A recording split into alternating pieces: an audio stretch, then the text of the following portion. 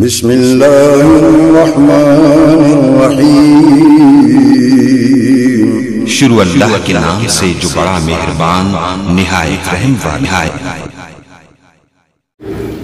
الحمدللہ نحمدہ ونستعینہ ونستغفرہ ونعوذ باللہ من شرور انفسنا ومن سیئات اعمالنا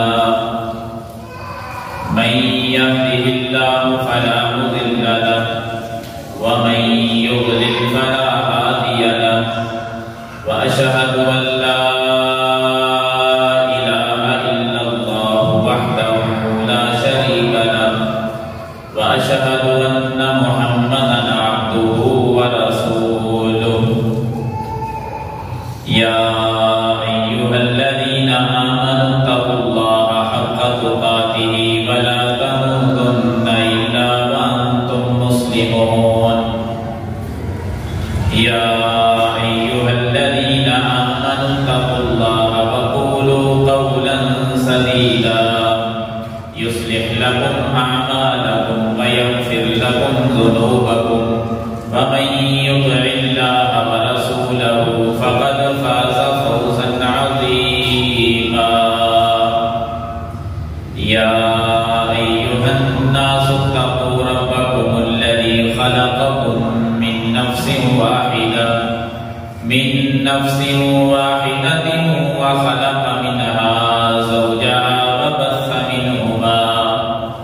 وبث منهما رجالا كثيرا ونساء واتقوا الله الذي تساءلون به والأرحام إن الله كان عليكم رقيبا اللهم صل على محمد وعلى آل محمد كما صليت على إبراهيم وعلى آل إبراهيم إنك حميد مجيد اللهم بارك على محمد وعلى آل محمد كما باركت على إبراهيم وعلى آل إبراهيم إنك حميد مجيد أما بعد فإن خير الحديث كتاب الله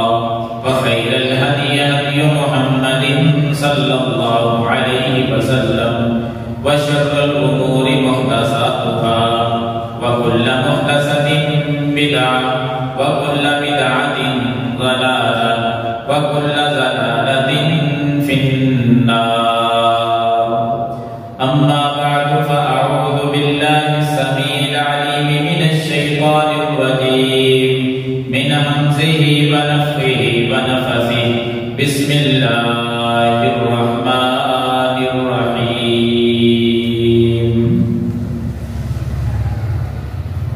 يا أيها الذين آمنوا أنفقوا مما رزقناكم من قبل أن يأتي يوم لا بيع فيه ولا خلة ولا شفاعة والكافرون هم الظالمون وقال الله تعالى في مقام آخر منها خلقناكم وفيها نعيدكم ومنها نخرجكم تارة أخرى رب اشرح لي صدري ويسر لي أمري واحلل عقدة من لساني يفقهوا قولي اللهم رب زدني علما اللهم رب زدني عملا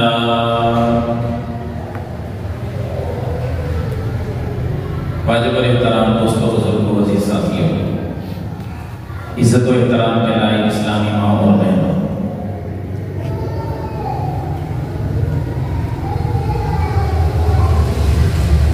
قرآن مجید فرقان حمید میں سے دو مقام میں نے آپ کے سامنے تلاوت کیے ہیں۔ دعا ہے کہ اللہ رب العالمین ہمیں حق اور سچ بیان کرنے کی اور ہم سب کو سن سنا کر عمل کرنے کی توفیق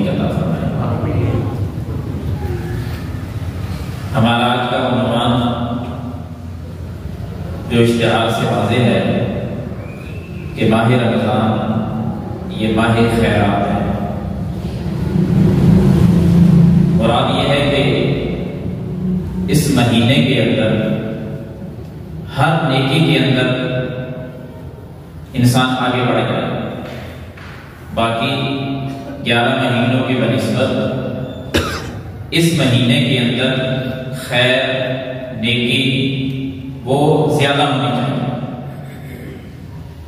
کیونکہ اللہ کے رسول صلی اللہ علیہ وسلم کے متعلق صحیح بخاری میں حدیث ہے کہ جیسے ہی رمضان کا مہینہ آتا تو امام کائنات صلی اللہ علیہ وسلم اجود بالخیر من الریح المرسل، اتنی سخاوت کرتے اس مہینے کے اندر، اتنی سخاوت کرتے کہ آسمانوں سے چلنے والی آندھی بھی ہمارے محبوب کی سخاوت کا مقابلہ نہیں کر سکتی۔ یعنی تیز رفتار میں ہوا چلے وہ بھی پیچھے رہ جاتی تھی، نبی علیہ السلام کی سخاوت اتنی بڑھ جاتی تھی۔ اچھا، وہ سخاوت کس چیز میں تھی؟ ہر نیکی کے، وہ پیسہ خرچ کرنے کا معاملہ ہوتا، وہ نماز میں لمبا قیام کرنے کا سلسلہ ہوتا، وہ قرآن مجید سننے اور سنانے کا سلسلہ ہوتا۔ اللہ کے رسول صلی اللہ علیہ وسلم ہر خیر کے کام کے اندر تیز چلنے والی آندھی بھی اس سے بھی زیادہ تیز رفتار ہو جاتی ہے۔ اس حدیث کا تعلق ہمارے موضوع کے ساتھ کہ اس مہینے کے اندر خیر، اس مہینے کے اندر سخاوت وہ بڑھ چڑھ کر ہونی چاہیے۔ تو ان خیر کے کاموں میں، ان سخاوت کے کاموں میں آج جس نیکی اور جس سخاوت کی طرف آپ کی توجہ دلانا مقصود ہے وہ ہے اپنے مال میں سے اللہ کی راہ میں خرچ کرنا، کیونکہ روزے کے ساتھ اس کا ایک بڑا مضبوط تعلق ہے۔ اللہ نے جو ہمیں رزق دیا ہے، کسی کو زیادہ دیا ہے، کسی کو تھوڑا دیا ہے، یہ تقسیم اس اللہ کی ہے، اس میں کسی کا کمال نہیں، کسی کا قصور نہیں۔ اگر کسی کے پاس مال زیادہ ہے تو اس بندے کے کمالات نہیں ہیں، کسی کے پاس مال کم ہے تو اس کا کوئی اس بندے میں کمی نہیں ہے۔ مال کا زیادہ ہونا، مال کا تھوڑا ہو جانا یہ بندے کے اچھا اور برا ہونے پر دلالت نہیں کرتا۔ اللہ کی تقسیم ہے، وہ دینے پہ آئے تو اپنے نافرمانوں کو دے دیتا ہے، نہ دینے پہ آئے تو اپنے پیاروں کو بھی ساری زندگی نہیں دیتا۔ یہ تقسیم اللہ تعالیٰ کی ہے، لیکن امتحان ہے۔ اگر کسی کے پاس مال زیادہ ہے تب بھی آزمائش ہے، کسی کے پاس مال تھوڑا ہے پھر بھی آزمائش ہے۔ اللہ تعالیٰ دونوں طرح سے اپنے بندوں کی آزمائش کرتا ہے، کبھی زیادہ دے کر اور کبھی تھوڑا دے کر۔ اور ہمیں حکم کیا ہے؟ یا ایھا الذین آمنوا، اے ایمان کا دعویٰ کرنے والوں، انفقوا مما رزقناکم من قبل ان یأتی احدکم الموت۔ اللہ کہتے ہیں کہ ہمارے اس رزق میں سے جو ہم نے تمہیں دیا ہے کچھ خرچ کرتے رہو موت آنے سے پہلے پہلے، کہیں ایسا نہ ہو کہ موت آ جائے، موت آ گئی تو سلسلہ ختم۔ مرنے سے پہلے پہلے خرچ کرو اللہ کی راہ میں۔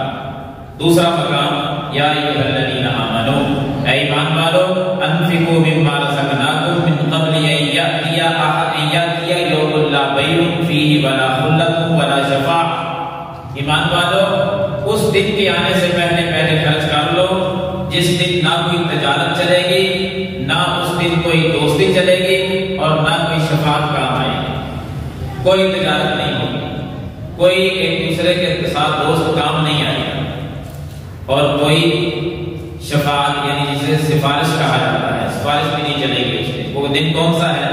قیامت کا دن۔ بندے کی موت سے پہلے بھی اللہ نے ایمان والوں کو مخاطب کیا، قیامت برپا ہونے سے پہلے بھی ایمان والوں کو مخاطب کیا کہ ہمارے دیے ہوئے میں سے، اور قرآن پورا پڑھ جائے جہاں بھی ذکر آئے گا اللہ نسبت مال کی اپنی طرف ہی کریں گے کہ ہم نے دیا، ہم نے جو تمہیں دیا ہے نا میرے بندو اس میں سے خرچ کرو۔ اللہ یہ بھی نہیں کہتے کہ سارا خرچ کرو، مما رزقناہم، اس میں سے جو ہم نے دیا ہے، یعنی تھوڑا سا خرچ کرو اللہ کے راستے میں۔ مطالبہ ہے، اللہ کا حکم ہے اللہ تعالیٰ کا، اور سارے مال خرچ کرنے کا نہیں ہے۔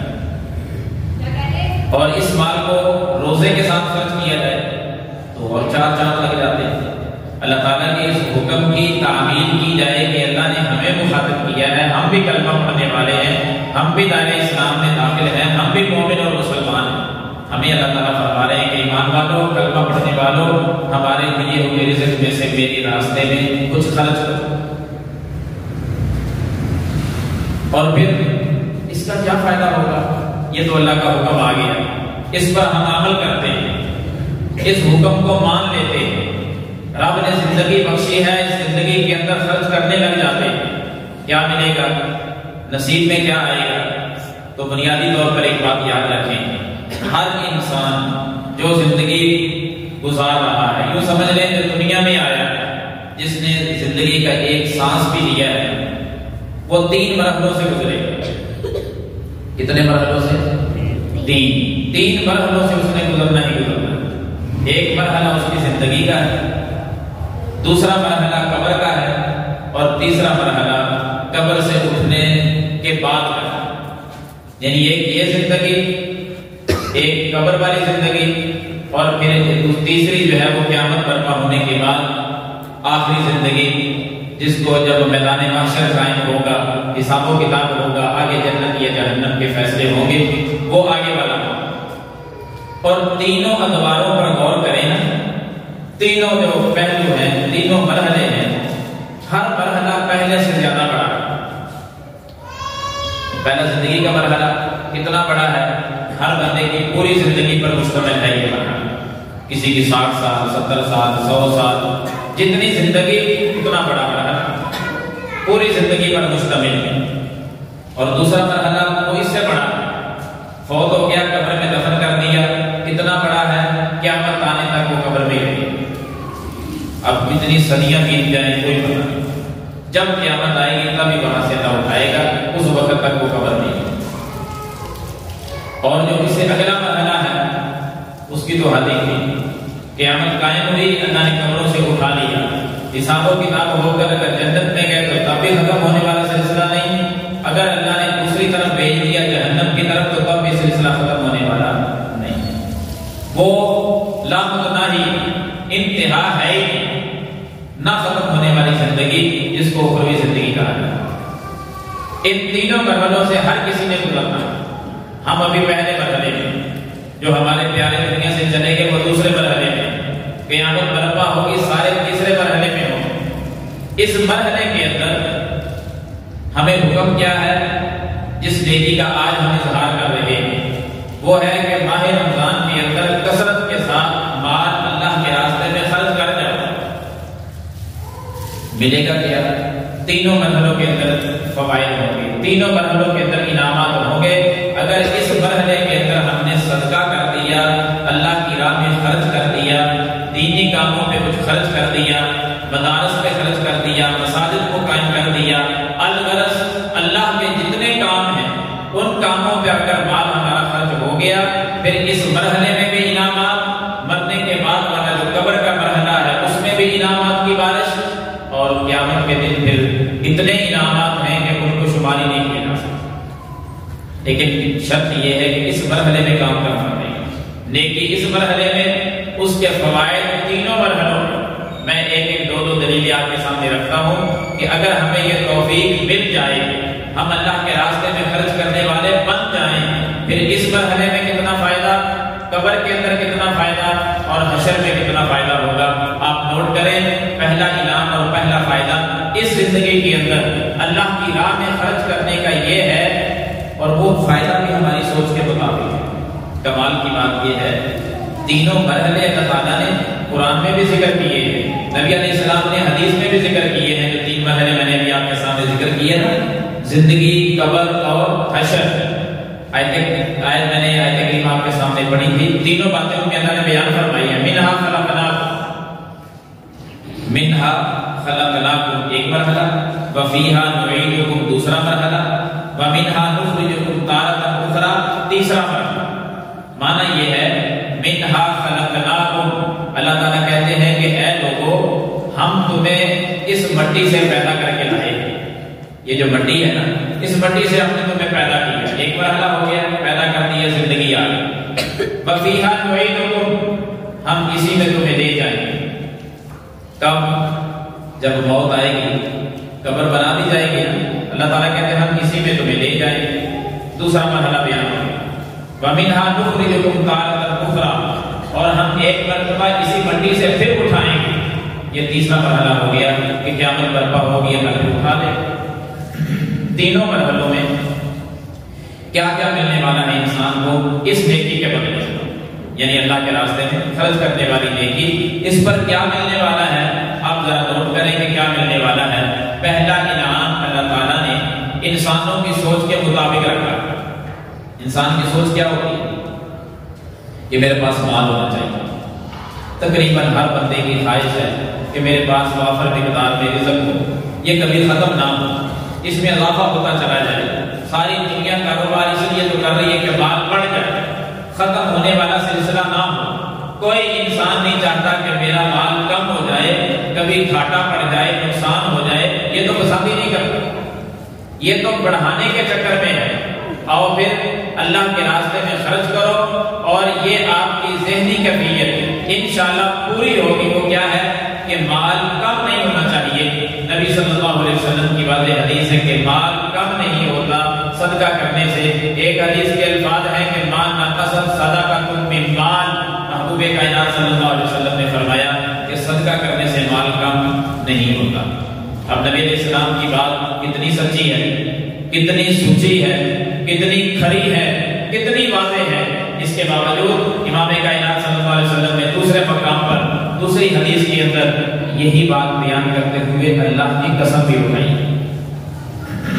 آپ نے فرمایا لوگوں مجھے قسم ہے اس ذات کی جس کے ہاتھ میں میری جان ہے۔ تو نبی کی جان کس کے ہاتھ میں ہے؟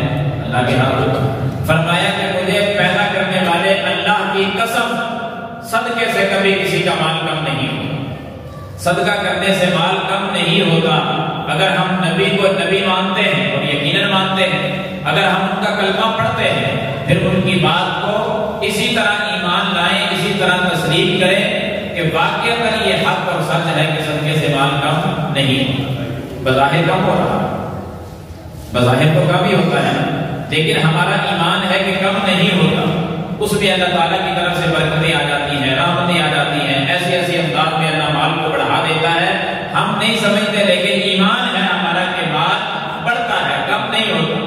پہلی بات کہ مال کم نہیں ہوتا، اس پر نبی علیہ السلام نے قسم اٹھا دی۔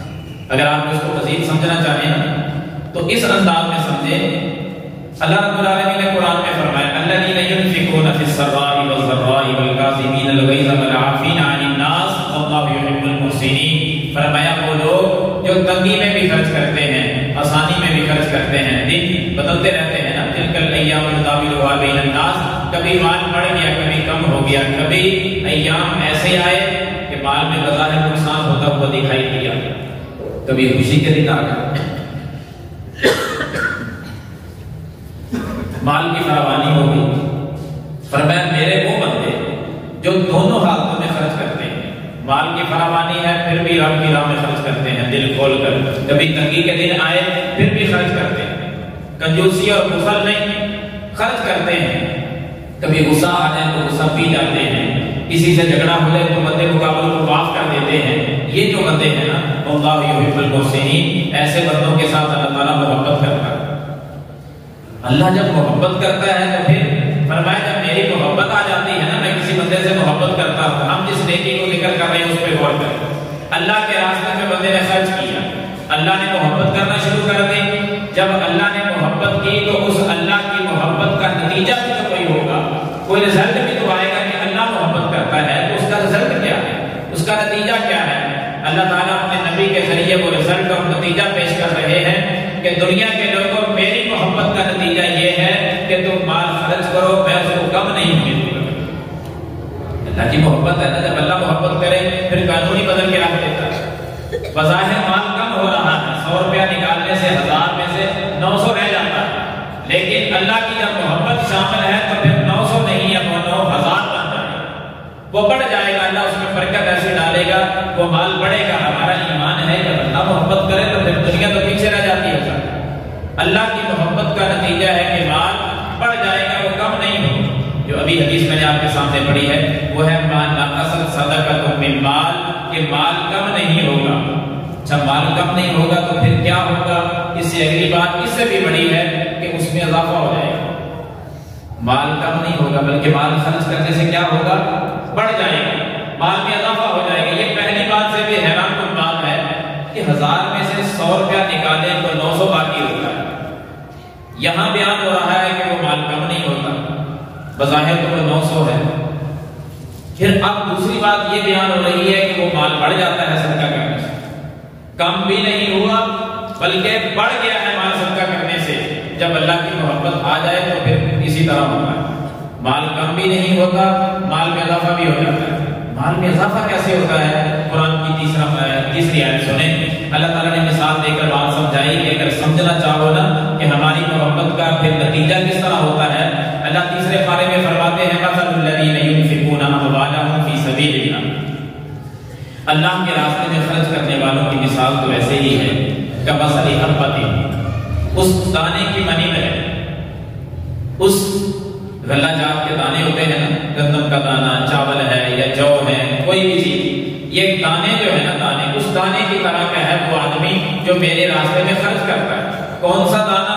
فرمایا جس دانے کو کسان نے زمین میں بکھیر دیا، زمین میں بو دیا، وہ دانہ وہ اللہ کے حکم سے پھٹ کر اسے انگوری باہر آئی، کچھ دنوں کے بعد وہ ایک انگوری بڑی ہونے لگی، اس کی ٹہنیاں نکلنے لگی، شاخیں بننے لگی، وہ ایک دانے سے 7 ٹہنیاں اللہ کہتے ہم نے بنا دی، 7 ٹہنیوں پر ہم نے ایک ایک سٹا لگایا اور ہر سٹے کے اندر ہم نے 100 دانہ لگایا۔ کسان اور زمیندار نے ایک دانے کے بدلے سے کتنے دانے حاصل کیے؟ 700 دانے۔ اللہ تعالیٰ کہتے ہیں کہ بالکل یہی مثال ہے میرے راستے میں مال خرچ کرنے والوں کی، اگر 100 خرچ کریں گے ہم 700 واپس لوٹائیں گے۔ مال بڑھ گیا یا نہیں؟ کم بھی نہیں ہوا بلکہ مال میں اضافہ ہو گیا، مال بڑھ گیا۔ یہ تو اللہ قرآن میں مثالیں بیان کرتا ہے، اور آگے کمال کی بات یہ کہی کہ ہم دانے تو 700 دیتے ہیں نا ایک کے بدلے میں، واللہ یضاعف لمن یشاء، میرے راستے میں خرچ کرنے والے نے اگر خلوص کے ساتھ کیا، نیت جتنی پاکیزہ ہوگی ہم اس سے بھی ڈبل عطا فرمائیں گے، 700 بھی نہیں پھر 1400، اس سے بھی ڈبل کر دیں گے۔ جتنی خالص نیت ہوگی، جتنا اجر زیادہ حاصل کرنے کا ارادہ ہوگا، ہم اتنا اجر بڑھاتے چلے جائیں گے، ہم اتنا مال واپس لوٹائیں گے تو زیادہ کر کے لوٹائیں گے۔ تیسرا انعام مال خرچ کرنے سے، پہلا کیا فائدہ تھا؟ مال کم نہیں ہوگا۔ دوسرا فائدہ ہم نے پڑھا مال بڑھ جائے گا۔ تیسرا انعام اور تیسرا فائدہ یہ ہے مال بڑھے گا، حقیقت میں بڑھے گا، اس لیے کہ فرشتوں کی دعا بندے کو مل جاتی، فرشتے دعا کرتے ہیں۔ نبی علیہ السلام کا بڑا واضح فرمان ہے کہ ہر صبح کے ٹائم 2 فرشتے آسمانوں سے آتے ہیں، ملکان ینزلان، 2 فرشتے نازل ہوتے ہیں، دونوں فرشتے آ جاتے ہیں زمین پر اور روزانہ آتے ہیں، ہر صبح آتے ہیں، کوئی دن ایسا نہیں کہ وہ 2 فرشتے نہ آتے، روزانہ آتے ہیں۔ آ کر کیا کہتے ہیں؟ دونوں اللہ کو پکارتے ہیں۔ ایک فرشتہ دعا کرتا ہے اللہم آت منفقا خلفا، اے اللہ جو تیرے راستے میں خرچ کر رہا ہے اس کو اور زیادہ دے دے، یا اللہ جو تیرے راستے میں خرچ کرتا ہے اس کا مال بڑھا دے۔ فرشتے کو اللہ نے بھیجا، ڈیوٹی اللہ نے لگائی، دعا اللہ نے سکھلائی، اور ان بندوں کے بارے میں فرشتوں سے دعا کروائی جو بندے اللہ کے راستے میں خرچ کرتے ہیں، اور روزانہ دعا ہو رہی ہے۔ اور فرشتہ جب دعا کرے تو کیا قبول نہیں ہوگی؟ مال تو بڑھے گا، کم نہیں ہوگا۔ فرشتوں جیسی عظیم مخلوق دعا کر رہی ہے کہ یا اللہ مال بڑھا دے جو تیرے راستے میں خرچ کر رہے ہیں، ان کے مال میں اضافہ فرما۔ اور دوسرا فرشتہ بھی پہلے یہ دعا کرتا ہے، پھر دوسرا فرشتہ دعا کرتا ہے، وہ کیا کہتا ہے؟ اللہم آت ممسکا تلفا، اے اللہ جو تیرے راستے میں خرچ نہیں کرتا، بخل سے کام لیتا ہے، کنجوسی پہ اترا ہوا ہے، یا اللہ اس کے مال کو تباہ کر۔ مت سمجھے کہ مال اللہ کے راستے میں خرچ نہ کر کے ہمارا مال بڑھ جائے گا یا مال بچ جائے گا۔ فرشتہ تو دعا کر رہا ہے کہ یا اللہ اس کے مال کو تلف کر دے، یا اللہ اس کے مال کو تباہ کر دے، یا اللہ اس کے مال کو برباد کر دے۔ میرے رب کے پھر مال برباد کرنے کے انداز بڑے نرانے ہیں، وہ کبھی کسی انداز میں، کبھی کسی انداز میں۔ وہ آپ مجھ سے زیادہ جانتے ہیں کہ مال کہاں کہاں خسارے میں چلا جاتا ہے، اصل میں وہ اللہ کی طرف سے ہوتا ہے اور ہماری سستیوں کی وجہ سے ہوتا ہے۔ مال ختم پھر بھی ہو جاتا ہے، اللہ کے راستے میں خرچ کرنے میں کبھی بھی بخل نہ کیا کرے۔ دینے والا جب وہ ہے تو اس کے راستے میں جب کبھی بات آئے تو دل کھول کر کام کیا کرے، دل کھول کر اللہ کے راستے میں مال خرچ کیا کرے، اللہ اور دے دے، جس اللہ نے یہ دیا ہے وہ اور بھی دے گا، اور فرشتے دعا کریں گے مال اور بڑھ جائے گا، کمی ہوگی نہیں، مال میں اضافہ ہوگا، فرشتوں کی دعا کے ہم حقدار بن جائیں گے۔ اور کیا چاہیے انسان؟ حتیٰ کہ حدیثوں میں تو یہاں تک بات بھی آتی ہے کہ اے ابن آدم، اللہ پکارتے ہیں، ہر بندے سے خطاب اللہ کر رہے ہیں، اپنے نبی کے ذریعے یہ بات پہنچا دی۔ صحیح بخاری جیسی عظیم کتاب کے اندر یہ حدیث ہے، فرمایا اللہ فرماتے ہیں حدیث قدسی، ڈائریکٹ اللہ نے وہ بات کہی، وہی الفاظ نبی علیہ السلام نے لوگوں کو بتا دیے کہ ہمارا رب یہ کہہ رہا ہے۔ فرمایا قال اللہ تعالی، اللہ فرماتے ہیں یا ابن آدم، اے آدم کے بیٹے، انفق علیک، انفق علیک، اے ابن آدم تو خرچ کر میرے راستے میں تجھ پر خرچ کروں۔ کون کہہ رہا ہے؟ ہمارا خالق، ہمارا مالک، پوری کائنات کا رب، وہ کہہ رہا ہے کہ میرے بندو تم میرے راستے میں خرچ کرو، میں تمہارے اوپر خرچ کروں گا۔ اتنی کمال کی بات ہے کہ ہمارا خالق مخاطب ہے اور کہے کہ خرچ کرو، میں تم پہ خرچ کروں گا۔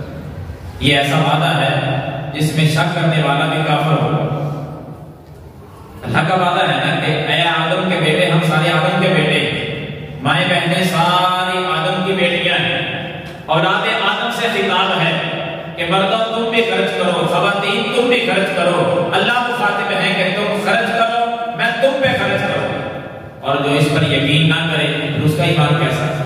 اللہ کہتے ہیں میں خرچ کروں گا، پھر ہم کیوں ڈرے اللہ کے راستے میں مال خرچ کرنے سے؟ مال بڑھے گا، اللہ کہہ رہے ہیں میں تمہارے اوپر خرچ کروں گا، تم میرے راستے میں خرچ کرو، اس میں کبھی بخل نہ ہو، کبھی کنجوسی نہ ہو، کبھی ہاتھ پیچھے نہ ہو، بلکہ ہم آگے بڑھتے چلے جائیں۔ انشاءاللہ مال اتنا زیادہ ہمارے پاس آئے گا، تھوڑا سا وقت لگے گا، انشاءاللہ بہاریں دیکھنا کیسی ہوتی ہے، اور مال اس انداز میں بھی بڑھ جاتا ہے۔ ایسے ایسے احادیث کے اندر واقعات ہیں کہ پڑھ کر بڑا حیران ہوتا ہے کہ اللہ تعالیٰ نے اس انداز میں تعاون کرتا ہے اپنے بندوں کے ساتھ۔ صحیح مسلم میں ایک واقعہ ہے، رونگٹے کھڑے ہو جائیں کہ اللہ رب العالمین تو اس طرح بھی کرتا ہے اپنے بندوں کے ساتھ تعاون۔ ایک بندہ جا رہا ہے، آپ صلی اللہ علیہ وسلم نے واقعہ بیان کیا، جنگل میں ایک آدمی جا رہا تھا، اکیلا کہیں سفر پہ جا رہا تھا، جنگل کی بیابان، کوئی وہاں دوسرا آدمی نہیں۔ اچانک آسمانوں سے اس نے ایک آواز سنی، جنگل میں بندہ ہے اور آسمانوں سے آواز کیا سن رہا ہے؟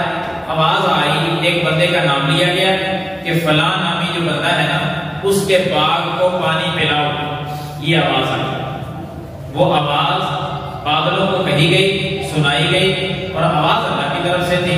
بندہ بڑا حیران ہوا، ادھر ادھر دیکھا کوئی بھی نہیں ہے، آواز آ رہی ہے، بادلوں کو کہا جا رہا ہے کہ فلاں نامی بندہ جو ہے نا اس کا نام لیا گیا بندے، اس کا باغ ہے، اس کے باغ کو پانی کی ضرورت ہے، لہذا اس کے باغ کو پانی پلاؤ۔ بڑا حیران ہوا کہ یہ آواز، اچانک دیکھا کہ وہ جو بادل تھے نا ان میں سے ایک چھوٹی سی بدلی ٹکڑا الگ ہوا، دیکھتے دیکھتے وہ برسنے لگا، اس کے سامنے وہاں بارش ہو رہی تھی، وہ بارش برستی رہی، پانی جمع ہوتا رہا، ایک نالا سا بنا ہوا تھا، وہ پانی سارا اس نالے میں آیا، پانی چل پڑا، وہ بدلی پھر اپنے بڑے بادل کے ساتھ جڑ گئی۔ اچانک تھوڑی سی بارش ہوئی، وہ پانی ایک نالے میں چل کر بہنے لگا، یہ بندہ کہتا کہ میں اس پانی کے ساتھ ساتھ میں بھی چل پڑا، دیکھتا ہوں یہ کدھر جاتا ہے، چلتا گیا، آگے جا کر کیا دیکھا کہ ایک آدمی کا باغ ہے، وہ کسی اس نے پکڑی ہوئی ہے، وہ پانی اپنے اس نالے کو راستہ ٹھیک کر رہا ہے کہ پانی ادھر کو آ جائے، وہ پانی آیا اور اس کو لگنا شروع ہو گیا باغ میں۔ اس بندے نے جو سن کر سارا کچھ آیا تھا، پانی کے ساتھ ساتھ چل کر آیا تھا، اس باغ والے سے مخاطب ہو کر کہا کہ اللہ کے بندے تیرا نام کیا ہے؟ یقین کریں اس بندے نے وہی نام بتایا جو آسمانوں سے بادلوں کو کہا گیا، اس نے اپنا وہ نام بتایا کہ میرا یہ نام بتا کر نہ فوراً اسے وہ کہتا ہے کہ آپ نے میرا نام کیوں پوچھا ہے؟ اس نے سارا واقعہ بتایا کہ میں نے اسی طرح جنگل میں تھا اور ایسے ایسے نام لیا گیا اور پانی برسا، میں اس پانی کے ساتھ چل پڑا کہ دیکھوں تو صحیح یہ کس کے پاس جاتا ہے پانی، آپ وہی نام بتا رہے ہیں، تو آپ کو کیسا اندازہ تھا کہ پانی ادھر سے آئے؟ اس نے بھی بڑی کمال بات کہی، کہتے ہیں کہ مجھے جب ضرورت ہوتی ہے نا پانی کی، میں ادھر آ جاتا ہوں، ایسے نالے سے پانی آ جاتا ہے، میں لگا لیتا ہوں۔ اس نے کہا یار تیرے اندر بھی کوئی خوبی ہوگی، کوئی نیکی ہوگی، یہ تو آسمانوں سے آواز آئی تھی، تیرا عمل کیا ہے؟ اس نے کہا کوئی خاص عمل تو نہیں ہے، بس ایک کام میں کرتا ہوں، یہ اسی طرح باغ ہے میرا، بڑا پھل آتا ہے اس کا، میں اس کے 3 حصے کر لیتا ہوں، جب بھی مال آتا ہے 3 حصے کرتا ہوں، ایک حصہ میں غریبوں میں تقسیم کر دیتا ہوں اللہ کے نام پر، اور ایک حصہ اپنے گھر بیوی بچوں کے خرچے کے لیے رکھ لیتا ہوں، اور تیسرا حصہ جو ہے وہ دوبارہ اس باغ کے اخراجات کے لیے رکھ لیتا ہوں، بس اور تو میرا کوئی عمل نہیں۔ نبی صلی اللہ علیہ وسلم نے فرمایا کہ اللہ نے اسی وجہ سے بغیر اس کے خرچے کے، بغیر کوئی محنت کیے، آسمانوں سے بادلوں کو حکم اللہ کر دیتا تھا جاؤ پانی پلاؤ، میرے بندے کا مال جو ہے اسے پانی کی ضرورت ہے، پانی آسمانوں سے آ جاتا تھا۔ اللہ اس طرح مدد کرتے ہیں، مال بڑھتا ہے، انسان جو مرضی کر لے، مال بڑھ رہا ہے، بے شمار دلائل ہیں اس پر کہ اللہ کے راستے میں خرچ کرنے سے مال کبھی کم نہیں ہوتا، اور اتنی مضبوط ترین چیز ہے صدقہ، اللہ کی راہ میں خرچ کرنا، یہ اتنا مضبوط عمل ہے، اتنا طاقتور ہے، اتنا اللہ رب العالمین نے اس میں پاور رکھی ہے کہ انسان کبھی سوچ نہیں سکتا۔ یہ تو میں نے چند فائدے وہ ذکر کیے ہیں کہ مال بڑھتا ہے، اب چند باتیں وہ سنیں کہ صرف مال ہی نہیں بڑھتا، بڑے بڑے نقصانات سے اللہ تعالیٰ محفوظ رکھ لیتا ہے صدقے کی وجہ سے۔ آپ کو پتا ہے نا صدقہ رد البلا ہے، بہت بڑی بڑی مصیبتیں ٹل جاتی ہیں، بیماریاں دور ہو جاتی ہیں صدقہ کرنے کی وجہ سے۔ نبی صلی اللہ علیہ وسلم کی بڑی واضح حدیث ہے، آپ علیہ السلام نے فرمایا کہ اللہ تعالیٰ نے جب زمین کو بنایا، جامع ترمذی میں ہے، اس میں ڈولنے والا معنی تھا، زمین مضبوط نہیں تھی، اللہ تعالیٰ نے اس کی مضبوطی کے لیے پہاڑوں کو گاڑ دیا، بڑے بڑے پہاڑ پیدا کیے تاکہ زمین مضبوط ہو جائے۔ فرشتوں نے جب دیکھا کہ اتنی بڑی مخلوق اللہ تعالیٰ نے پہاڑ بنا دیے کہ زمین اس کی وجہ سے مضبوط ہو گئی، تعجب میں آئے، پوچھا کہ یا اللہ اتنے بڑے بڑے پہاڑ اتنے مضبوط، یہ تیری مخلوق اتنی طاقتور ہے، یا اللہ اس سے بڑھ کر بھی کوئی چیز طاقت میں ہے تیری مخلوقات میں؟ اللہ تعالیٰ فرماتے ہیں ہاں فرشتوں، بڑی بڑی مضبوط چیزیں میں نے پیدا کی ہیں، میری مخلوقات میں ایک مخلوق ایسی بھی ہے جو ان پہاڑوں اور پتھروں سے بھی زیادہ مضبوط میں نے پیدا کی ہے، یا اللہ وہ کون سی؟ فرمایا لوہا، لوہے کے اندر میں نے وہ طاقت رکھی ہے کہ پتھروں کو بھی لوہا توڑ دیتا۔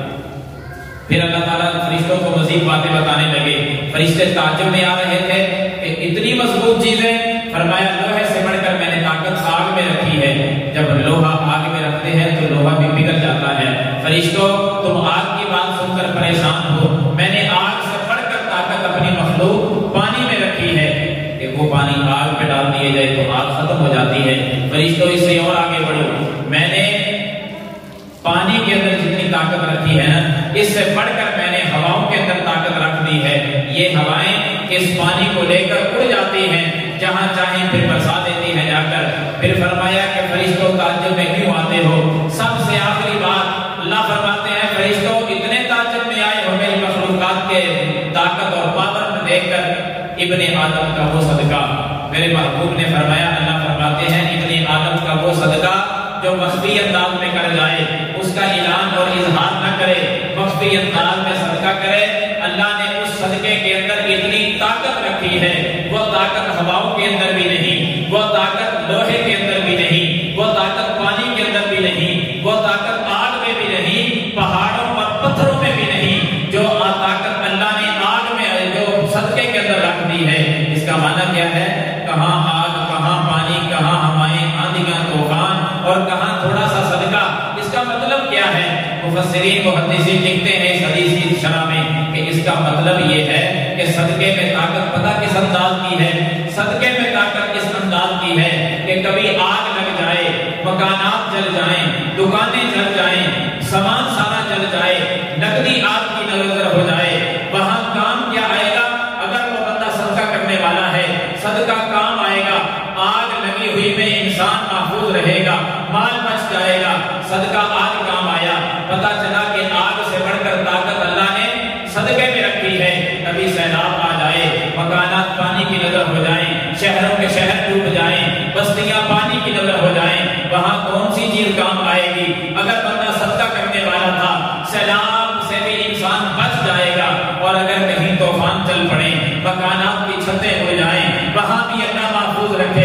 صدقہ کرنے والے کو رکھے گا. زمین پہ زلزلہ طاری ہو جائے, پہاڑ اپنی جگہ چھوڑ کر چلنے لگ جائیں, پورے علاقے اور بستیاں اپنے پیٹ میں لے لیں, وہاں بھی اگر محفوظ رہے گا تو صدقہ کرنے والا محفوظ رہے گا. یہ معنی ہے کہ صدقے میں اللہ نے طاقت پہاڑوں سے بھی زیادہ رکھی ہے, لوہے سے بھی زیادہ رکھی ہے, آگ سے بھی زیادہ رکھی ہے, پانی سے بھی زیادہ رکھی ہے, اور ہواؤں سے بھی زیادہ رکھی ہے. تو پھر ہم بھی کنجوسی سے کام لیں اور کہیں کہ ہم بڑے طاقتور ہیں اور بڑے کام کر جائیں گے, یاد رکھنا کچھ بھی نہیں کر سکتے. آگے بڑھیں, اللہ کے راستے میں صدقہ کریں. یہ تو میں نے ایک مرحلہ ذکر کیا ہے. جب انسان کی زندگی کے سانس پورے ہوں گے, یہ جائے گا قبر کے اندر. بڑی معروف حدیث ہے, وہاں بھی اگر کوئی چیز کام آ رہی ہے تو صدقہ ہی ہے. فرمایا یؤتى الرجل فی قبرہ, انتہائی ضروری باتیں اور آخری باتیں توجہ کے ساتھ. فرمایا یؤتى الرجل فی قبرہ, جب بندے کو قبر میں رکھ دیا جاتا ہے, دوسرا مرحلہ شروع ہو گیا, فوت ہو گیا, جنازہ پڑھ دیا گیا, قبر بن گئی. اللہ کی طرف سے عذاب لے کر فرشتے آئے. کہاں سے آئے؟ فرمایا فَإِذَا أُوتِيَ مِن قِبَلِ رَأْسِهِ دَفَعَتْهُ تِلَاوَةُ الْقُرْآنِ. اس کے سر کی طرف سے, قبر کے سر والی طرف سے فرشتہ داخل ہونے لگتا ہے کہ میں اس یہاں سے داخل ہو کر اس کو عذاب دوں. فرمایا یہ بندہ تلاوت کیا کرتا تھا, اپنے منہ سے تلاوت کرتا تھا. اللہ نے تلاوت کو چہرے کی سیر میں باہر تلاوت کو بٹھا دیا, فرشتے کو اس نے داخل نہیں ہونے دیا. فرشتہ کہتا چلو میں قبر کے درمیان سے داخل ہو جاتا ہوں. درمیان سے داخل ہونے لگا. فَإِذَا أُوتِيَ مِن قِبَلِ يَدَيْهِ, جہاں میت کے ہاتھ ہوتے ہیں وہاں سے وہ داخل ہونے لگتا ہے. لیکن یہ میت اپنے ہاتھوں سے صدقہ کرنے والی میت تھی. فرمایا ہاتھوں کی سیل میں قبر کے باہر اللہ صدقے کو بٹھا کر حفاظت فرمائے گا. دفعتہ الصدقۃ, وہاں سے صدقہ اس فرشتے کو دور کر دیتا ہے. فرشتہ پاؤں کی جانب سے داخل ہونے لگتا ہے. تو یہ بندہ پیدل چل کر اپنے پاؤں کے ذریعے مسجد میں جایا کرتا تھا. اللہ رب العالمین نے اسی بیٹی کو پاؤں کی سیٹ میں باہر بٹھا کر حفاظت فرمائی, فرشتے کو وہاں سے بھی واپس کر دیا. میں عرض کرنا چاہتا ہوں, پاؤں سے چل کر مسجد میں جانا, مسجد کی طرف جا کر اللہ کی راہ میں صدقہ کرنا اور قرآن کی تلاوت کرنا, ان تینوں نیکیوں کا تعلق اسی چار دیواری کے ساتھ ہے. یعنی مسجد کے ساتھ ہے, مدرسے کے ساتھ ہے, نیکی کے ساتھ چل کر جانا بھی مسجد کا نام, اللہ کی راہ میں خرچ کرنا وہ بھی مسجد کا نام, اور قرآن کی تلاوت بھی مساجد کے اندر ہو رہی ہے. تینوں نیکیاں اسی چار دیواری کے ساتھ منسلک ہیں. حضرات پھر ان نیکیوں کا فائدہ کیا, بندہ دوسرے مرحلے میں منتقل ہوا, اللہ نے عذاب قبر سے بچا لیا. تینوں نیکیوں کو باہر بٹھا کر حفاظت فرمائی اور رہتی دنیا تک اپنے نبی کے ذریعے یہ خبر پہنچا دی کہ یہ نیکیاں کتنی قیمتی نیکیاں ہیں. تلاوت قرآن ہو یا مسجد کی طرف چل کر جانا ہو یا پھر صدقہ کرنا ہو. تو میں تمام احباب سے التماس کروں گا کہ جس مسجد کے اندر بیٹھے ہیں اس کی حالت کو بھی ذرا دیکھتے رہیں. ابھی زیر تعمیر ہے نا, بہت ساری اشیاء اس میں ابھی تک ضرورت کی رہتی ہے. ایک ایک چیز اپنے ذمے لیں اور اس کو پورا کریں. جس طرح محبت کے ساتھ چل کر آتے ہیں, یہ نیکی بھی آپ کی اللہ قبول فرمائے. پھر صدقہ بھی کریں, اللہ کی راہ, اللہ کا گھر, اس پہ خرچ کرنا, اس سے بڑھ کر اور نیکی کیا ہو. یہ سب سے بڑا اللہ کا راستہ ہے, اس پہ آپ خرچ کریں. جس مت پہ آپ چاہتے ہیں آپ خرچ کریں. اسی طرح اس میں بیٹھ کے قرآن کی تلاوت کریں. تینوں نیکیاں اسی چار دیواری کے ساتھ. زندگی تو ختم ہوگی. میرے محبوب کا دوسرا فرمان نوٹ کریں, اذا مات الانسان انقطع عنہ عملہ. لوگوں جب بندہ فوت ہو جاتا ہے, فرمایا منقطع کر دیے گئے اعمال. نماز پڑھتا تھا, موت کے بعد تو نہیں پڑھے گا. صدقہ زندگی میں کرتا تھا, اب نہیں کرے گا. بڑی بڑی نیکیاں کرتا تھا, اب کوئی نیکی نہیں ہوگی. الا من ثلاثۃ, لیکن مر تو گیا ہے. یہ تین نیکیاں ایسی ہیں وہ کبھی ختم نہیں ہوں گی, وہ چلتی ہی رہیں گی. بندہ قبر میں اجر و ثواب قبر میں پہنچ رہا ہے. کون سی تین نیکیاں؟ فرمایا الا من صدقۃ جاریہ, سب سے پہلی صدقہ جاریہ ہے. اللہ کے نام پہ کوئی مسجد بنا دی, مسجد کے ساتھ تعاون کر دیا, دین کے کسی کام پہ خرچ کر دیا, رفاع عامہ کا کوئی کام کر دیا, لوگوں کو فائدہ ہونے لگا وہ کوئی کام کر دیا, کسی غریب مسکین کے ساتھ تعاون کر دیا, صدقہ جاریہ میرے رب نے بنا دیا. یہ چلا گیا دنیا سے, قبر میں ثواب برابر کا بھی پہنچ رہا ہے. فرمایا اسی طرح نفع بخش علم, جو کسی کو قرآن پڑھا دیا, مسئلہ بتا دیا, دین کی تعلیم سمجھا دی, اس پر کوئی کام کر گیا, قیامت تک قبر میں ثواب پہنچتا رہے گا. او ولد صالح یدعو لہ, یا اولاد اس کی نیک ہے, بندے کے فوت ہونے کے بعد بیٹے بیٹیاں دعائیں کرتے ہیں اس کے لیے, اللہ ان دعاؤں کا اثر بھی قبر میں پہنچاتا رہتا ہے. ہے۔ حضرات ان تین نیکیوں پر بھی غور کر لیں تو تب بھی یہی چار دیواری دکھائی دیتی ہے۔ صدقہ جاریہ بھی بہترین یہی ہے۔ قرآن کی تعلیم کا انداز اور انتظام بھی انہی چار دیواریوں کے اندر ہے، اور اولادوں کی تربیت بھی اسی چار دیواری کے اندر ہوتی ہے۔ قرآن کی تعلیم، نفع بخش علم، نیک اولاد اور صدقہ جاریہ، یہ سارا کچھ اسی چار دیواری کے ساتھ ہے۔ پھر میں آپ کی توجہ دلانا چاہوں گا کہ اس مسجد کے ساتھ کچھ تعاون کریں تاکہ اس کا جو بقیہ کام ہے وہ بھی ذرا تکمیل کو پہنچ جائے۔ قالین باقی ہے، کوئی محبت کرے، قالین دلوانا چاہے تو اس میدان میں آئے۔ یہ پنکھے آپ کے سامنے سارے ابھی موجود ہیں، 80 پنکھا لگے گا تینوں منزلوں پر۔ اس میدان میں کوئی آ جائے پنکھے لگوا دے، میں آخر میں جا کر انشاءاللہ یہ اعلان کرتا ہوں۔ ممبر ابھی بن رہا ہے، ڈائس ابھی ہم نے کسی سے ادھار لا کر رکھا ہوا آپ کے سامنے ہے، مقام حیات سے لے کر آئے ہیں۔ اس مسجد کا ممبر اور ڈائس وہ تیار ہوگا جس کا خرچہ تقریباً 1.25 لاکھ روپیہ ہے۔ وہ 55,000 روپیہ ہماری ایک بہن ادھر سے ہی انہوں نے وہ دیا ہے، باقی ابھی 55,000 65,000 ابھی باقی ہے۔ کوئی اس میں حصہ ڈالنا چاہے تو وہ ڈال دے۔ المونیم کا سارا کام ہونے والا بھی تو کھلے میدان میں بیٹھے، کوئی اس میں حصہ ڈال دے۔ جس انداز میں کوئی خرچ کرنا چاہتا ہے وہ اپنی مرضی سے آئے اور کام کرے، اللہ رب العالمین اس کے اس کام کو قبول فرمائے۔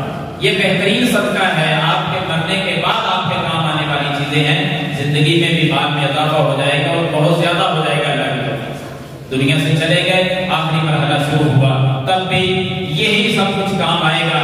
تیسرے مرحلے میں قیامت کے دن جب اٹھیں گے تو نبی صلی اللہ علیہ وسلم کی حدیث پہ غور کریں کہ کون کون سے کام کس کس انداز میں صدقہ انسان کے کام آتا ہے۔ ایک حدیث میں امام کائنات صلی اللہ علیہ وسلم نے فرمایا کہ قیامت کے دن کسی چیز کا سایہ نہیں ہوگا، 7 قسم کے بندوں کو اللہ تعالیٰ اپنی عرش کا سایہ نصیب کر دے گا۔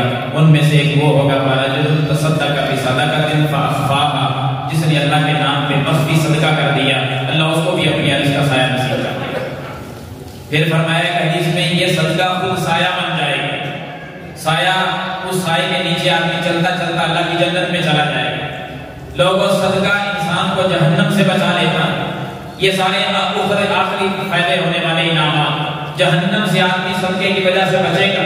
فرمایا کہ اتقوا النار ولو بشق تمرۃ، لوگوں جہنم کی آگ سے بچ جاؤ اگرچہ کھجور کا ایک ٹکڑا دے کر بچ جاؤ۔ یعنی امت کے غریبوں کو بھی اللہ تعالیٰ نے بلایا نہیں، سائڈ پہ نہیں کیا کہ کوئی غریب ہوگا بہت لاکھوں روپیہ خرچ نہیں کر سکتا، تھوڑا مال صحیح، سب کے لیے حدیث موجود ہے۔ اگر مالدار ہے، فرمایا سیدنا عثمان غنی کی زندگی کو پڑھ لو، 700 اونٹ ایک مجلس میں اللہ کے نام پہ وقف کر دیا، ایک موقع پر 1000 دینار لا کر دے دیا۔ یا رسول اللہ صلی اللہ علیہ وسلم، آپ نے اپیل کی ہے چندے کی، یہ 1000 دینار میری طرف سے رکھو۔ 1000 دینار پتہ کتنا بنتا ہے؟ دور حاضر میں اگر اس کو سونے کے مطابق تولا جائے 4.5 کلو سونا بنتا ہے۔ 4.5 کلو سونا میرے محبوب کے ایک لفظ پر سیدنا عثمان نے قربان کر دیا۔ اونٹ اس کے علاوہ تھے، اونٹوں پر لدا ہوا سامان اس کے علاوہ تھا۔ 1000 دینار جب لا کر پیغمبر کے دامن اور جھولی میں ڈالے، میرے محبوب نے ایک ہاتھ سے کپڑے کے دامن کو پکڑا، دوسرے ہاتھ سے سونے کے سکوں کو ایسے اٹھایا اور اوپر اٹھا کر نیچے گرایا، اور تھوڑا سا مسکرا کر میرے محبوب نے فرمایا، اے عثمان، آج کے بعد تو کوئی نیکی نہ بھی کرے تو تب بھی رب کی جنت میں جائے۔ تو نے اتنی نیکیاں کر لی ہیں کہ تو اللہ کی جنت میں جائے گا، آج کے بعد کوئی نیکی نہ بھی کر پھر بھی تو جنتی ہے۔ حضرات، آج تک تذکرے عثمان غنی کے فکر و بحرام میں ہو رہے ہیں۔ اللہ کی راہ میں خرچ کرنے والے میں رب اتنا زیادہ دیتا بھی۔ مالدار ہیں تو ان کی زندگی کو پڑھو، اگر غریب ہیں تو پیغمبر کے صحابی کو پڑھ لیں، جس کو اسی مجلس میں آپ نے فرمایا کہ لاؤ اللہ کے دین کی سربلندی کے لیے مال کی ضرورت ہے۔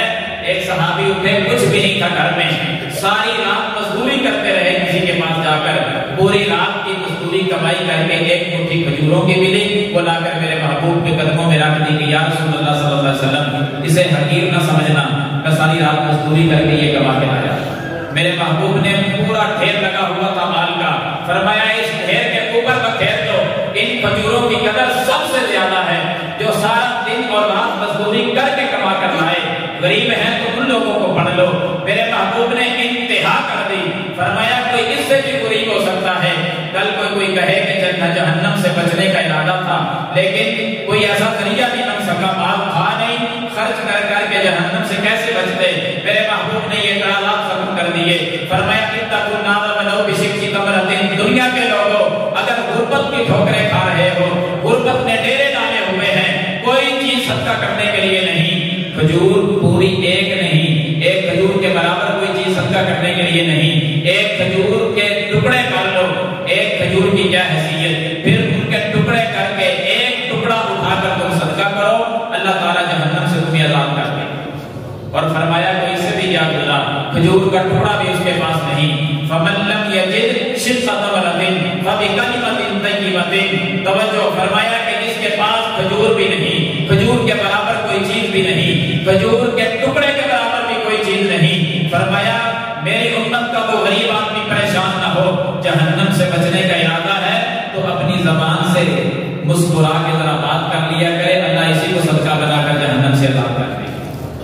آئے تو صحیح کہ اس میدان میں اللہ اس کو صدقہ بنا دے گا، لیکن ہم تو اللہ کی توفیق سے اتنے کمالدار تو ہیں کہ کچھ نہ کچھ تو عمل کر ہی سکتے ہیں نا، اللہ کی راہ میں خرچ کر سکتے ہیں۔ فرمایا جنت کا ایک دروازہ ہے جس کا نام ہی باب الصدقہ ہے، میں نے اس دروازے سے ان لوگوں کو داخل کرنا ہے جو میری راہ میں خرچ کرنے والے ہیں، صدقہ کرنے والے حضرات۔ اگر جنت میں جانے کا ارادہ ہے، جہنم سے بچنا چاہتے ہیں، مال میں اضافہ چاہتے ہیں اور اللہ کی بہت ساری انعامات چاہتے ہیں، تو پھر اللہ کے راستے میں کچھ خرچ کریں، مال کو بڑھائیں، انشاءاللہ بہت کچھ ملے گا۔ اللہ رب العالمین سے دعا ہے کہ روزے کی حالت میں ہم جو کچھ آج خرچ کریں اللہ کے اس گھر پر، اللہ اپنی بارگاہ میں اس کو قبول فرما کر ذریعہ نجات بنا دے، ذخیرہ آخرت بنائے۔ وآخر دعوانا ان الحمد للہ رب العالمین۔ تعاون کے ساتھ مسجد آپ دیکھ رہے ہیں ماشاءاللہ بلڈنگ اس کی کھڑی ہو گئی ہے۔ شیخ محمد اعجاز صاحب، ان کی بھتیجی عبد المالک صاحب، اللہ رب العالمین ان کو جزائے خیر عطا فرمائے اور ان کے اس عمل کو اللہ رب العالمین اپنی بارگاہ میں قبول فرمائے۔ یقیناً بہت بڑا کام ہے، جگہ وقف کرنا، پھر اس کے اوپر عمارت کھڑی کرنا، اس دور کے اندر مشکل کام ہے، خاصا مشکل کام ہے۔ ہماری دلی دعا ہے کہ اللہ تعالیٰ ان کے اس تعاون کو اپنی بارگاہ میں اپنی رضا کے لیے قبول فرمائے، ریاکاری سے اللہ محفوظ فرمائے۔ اب ہماری بھی کوئی ذمہ داری ہے کہ تھوڑا تھوڑا ہم بھی تعاون کریں تاکہ یہ مسجد مزید مسجد کی صورت اختیار کرے، اس میں آنے والوں کو کوئی تنگی نہ ہو، جو مسجد کی ضروریات ہیں ان کو پورا کیا جائے۔ تو آج کیونکہ موسم شدت کی طرف بڑھ رہا ہے، پنکھوں کے حوالے سے ہمارا ارادہ ہے کہ وہ اگر آج پورے ہو جائیں تو انشاءاللہ ہم کسی حد تک کامیاب ہیں انشاءاللہ۔ یہ پنکھا بطور سیمپل ایک آپ کے سامنے لگا ہوا ہے، مائیں بہنیں بھی دیکھ لیں، اوپر بھی ایک پنکھا لگایا ہوا ہے۔ یہ خورشید فین ہے، اے سی ڈی سی، یہ پنکھے ہم نے لگانے ہیں مسجد کے اندر۔ اس کا کل ریٹ جو ہے یہ راڈ سمیت یہ 9500 روپے ہے، یعنی 9500 ایک پنکھے کا ریٹ ہے۔ 80 پنکھا لگے گا تینوں بلڈنگوں تینوں منزلوں پر، مسجد کے اندر 80 پنکھے لگیں گے، 9500 ایک پنکھے کا ریٹ ہے۔ یہ کاپی پینسل میں نے پاس رکھی ہوئی ہے، آپ تھوڑی سی محبت کریں گے، نام لکھوائیں گے کہ ہم کتنے پنکھے دیں گے، جو بھائی کہے میں اتنے پنکھے دوں گا، وہ آج اپنا نمبر اور نام لکھوا دے، بعد میں رابطہ کر کے وہ پیسے پہنچا دے۔ ایک ہی جگہ سے پنکھا لینے کا ارادہ ہے تاکہ ایک ہی جیسے آئیں گے۔ کبھی ایک بھائی مجھے ملے تھے کہ ہم خود پنکھے خرید کر لائیں گے، انہوں نے خود خریدنے ہیں تو وہ پھر اسی انداز کے لے کر آئیں، ڈیزائن بھی یہی ہو اور چیز بھی یہی ہو۔ اگر جہاں سے خریدنا چاہتے ہیں رابطہ کر لیں، ادھر ہی جہاں سے ہم خرید رہے ہیں وہاں جا کر ان کو پیسے دے اور اپنے جتنے پنکھے لے کر آنے بول دیا۔ ایسا ممکن ایسا کر انکار منع نہیں ہے۔ یہ چودھری داؤد صاحب سے میں گزارش کروں گا کہ آ جائیں سامنے ذرا نام وغیرہ دیکھ لیں۔ آپ سب تک لے گئے ہیں، ویسے میں ارادہ کر کے آیا تھا کہ سب سے پہلے پنکھا میں دوں گا، جیب میں پیسے بھی ڈال کر آیا تھا، لیکن چودھری صاحب پڑھ گئے ہیں ہم سے۔ یہ 10,000 روپے میں اپنی والدہ کی طرف سے اس مسجد میں ایک پنکھے کا اعلان کرتا ہوں۔ یہ لکھیں 10 پنکھے داؤد صاحب کی طرف سے ہیں، باقی بھائی بھی جو لکھوانا چاہیں جلدی جلدی لکھوا دیں، پھر ہم نماز پڑھتے ہیں۔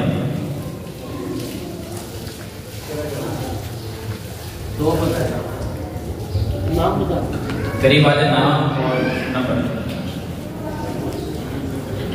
خواتین سے بھی التماس کروں گا کہ وہ بھی اپنے نام، ایڈریس اور نمبر وغیرہ خواتین کو لکھوا دیں تاکہ وہ خواتین رابطہ کر کے پنکھے لے جائیں.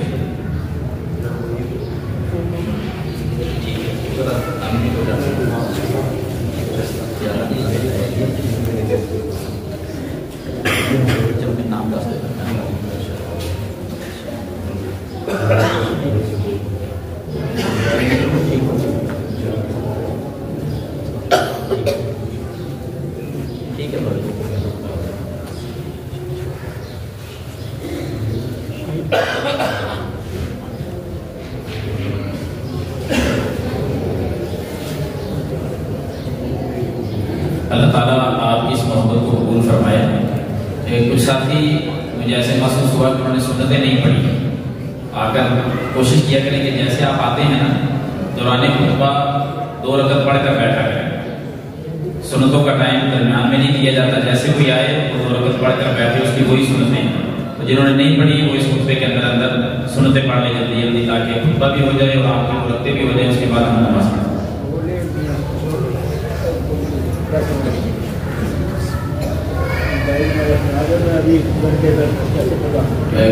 کچھ ساتھی بینک اکاؤنٹ کا پوچھ رہے ہیں. بینک اکاؤنٹ میرا بنا ہوا ہے، اگر اس میں آپ پیسے بھیجنا چاہیں تو وہ مجھ سے بعد میں وصول کر سکتے ہیں.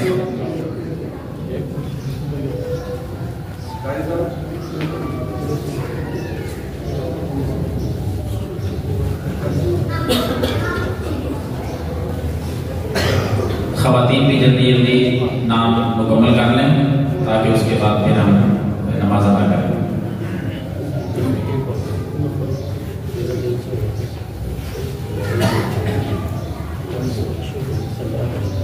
کوشش کرنی ہے سب نے کہ کم از کم اگر اتنی طاقت ہے کہ ایک پنکھا لگوا سکتے ہیں تو ضرور لگوا دیں.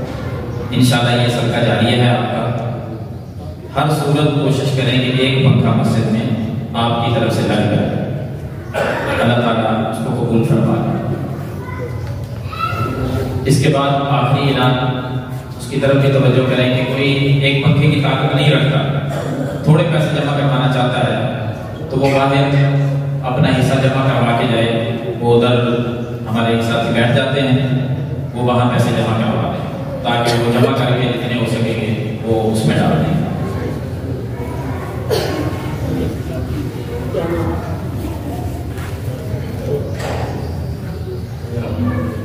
عبد الماجد بھائی کے نماز کے بعد آپ لوگ دونوں بھائی بیٹھ جانا، وہ جو ساتھی دیں گے تو آپ وہ ذرا وصول کر لینا.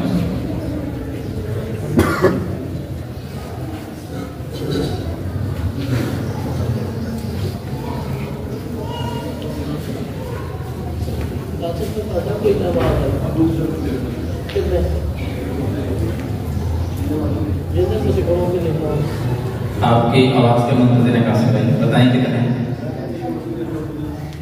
اللہ بارک اللہ فیکم.